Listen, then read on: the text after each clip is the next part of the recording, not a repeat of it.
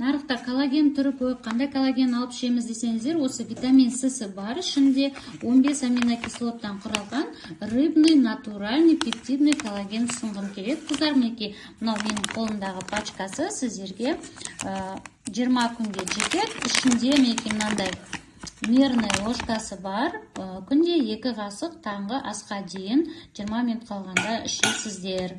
Коллагенді ішкен кезде сіздерге ең бірінші жұмада микрофлораларыңыздың жұмысы жақсарады, екінші, үшінші жұмада уже буындарыңыздың жұмысы жақсарады.